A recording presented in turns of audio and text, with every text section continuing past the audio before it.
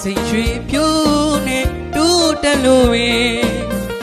ဒီနဲ့လားရွှေနဲ့မြဥပမာသွင်းအိုအောင်မင်းအောင်ပေါင်းသင်လို့ပျော်ရွှင်ကြစေခြင်းဆုတောင်းလိုက်ပါတယ်အစီ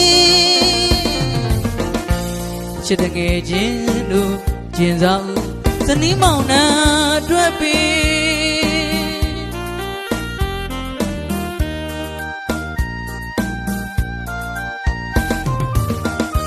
စိတ်ရွှေပြိုးနဲ့တူးတက်လို့ပင်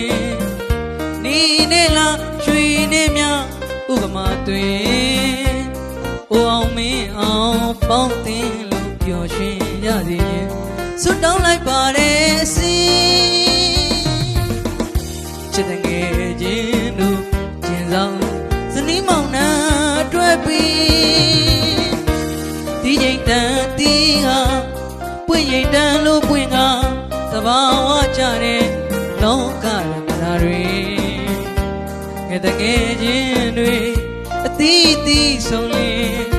တိမ်တောင်ရတာချသွားရင်တန်ရောစဉ်တွေ့တာချင်းနဲ့ပင်ဝမ်းနဲ့ဝမ်းသာလုံးချင်တာပဲသူနဲ့သူ့အိမ်ကြရင်တာရည်သမီးနဲ့တိမ်တောင်ကြီးတွေစင်ဘလောက်ပဲအမြဲတဖြည်းဖြည်းနဲ့အနေဝေးတဲ့တကယ်ချင်းတို့မမေ့စေ